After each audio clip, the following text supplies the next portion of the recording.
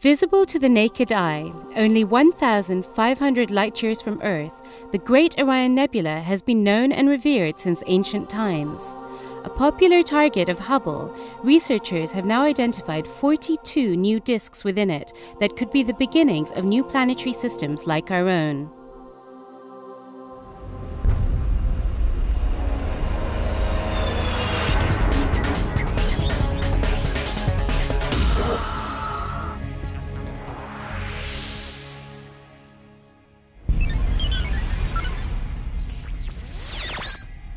This is the Hubblecast, news and images from the NASA ESA Hubble Space Telescope. Travelling through time and space with our host, Dr. J, aka Dr. Joe Liska. In the sword, just under the belt in the constellation of Orion the Hunter, is the majestic Orion Nebula. The Orion Nebula is one of the best-known examples of a star-forming nebula, a swirling cloud of gas and dust, where stars begin their journey of life. Now, in the early 1990s, astronomers discovered so-called Proplyds in Orion using Hubble. A Proplyd is a protoplanetary disk, and it forms along with a newborn star in a spinning mixture of gas and dust. At the center, you have the star forming, and around it, bits of dust clump together to form a disk. Essentially, Proplyds are thought to be young planetary systems in the making. Like many ancient civilizations, the Mayan culture in parts of what is now southern Mexico and northern Central America was tied to the heavens.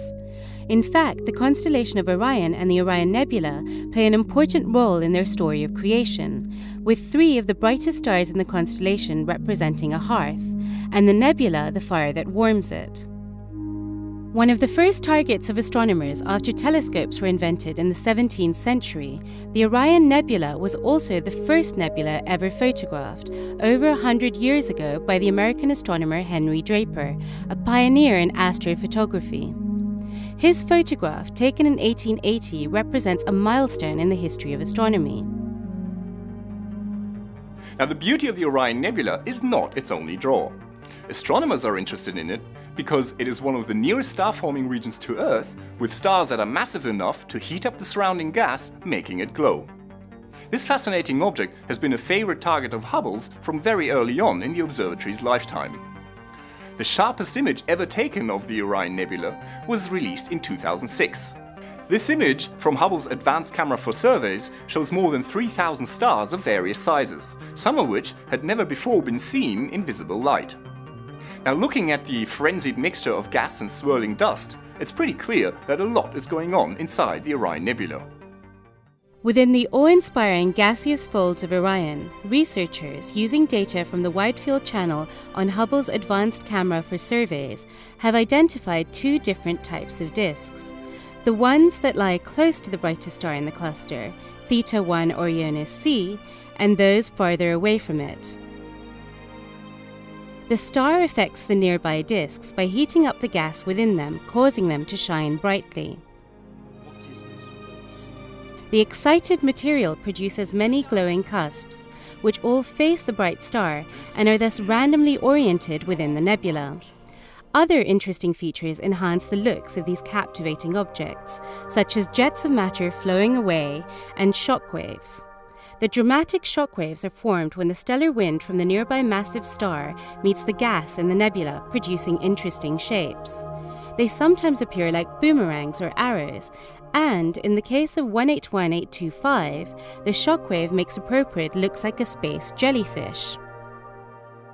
The disks that are farther away do not receive enough energetic radiation from the star to set the gas ablaze. That's why these disks can only be detected as a dark silhouette against the bright background of the nebula. The dust in the disk simply absorbs the light from the background. It is in these silhouette disks that astronomers are better able to study the properties of dust grains, which are thought to clump together and possibly form planets like our own. The bright star that illuminates some of the Proplyds, allowing us to see them, is both a blessing and a curse. The powerful radiation that lights them up also threatens their very existence, as the disk material, once heated up, is very likely to dissipate and dissolve, destroying their potential to become planets.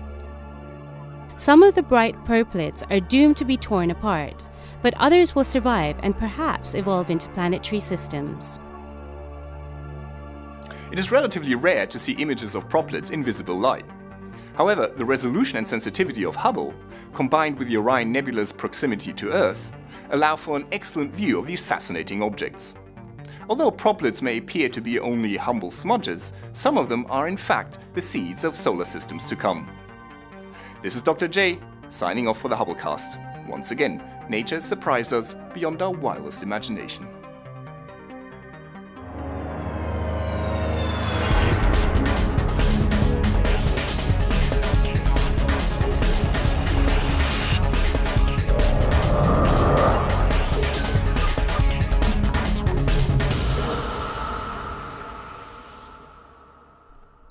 Now that you've caught up with Hubble, make sure to get the latest from the ground too. The ESOcast highlights the best of the European Southern Observatory and its powerful telescopes that observe from high in the Chilean Andes, at the Southern Hemisphere's best-known sites for astronomical observations.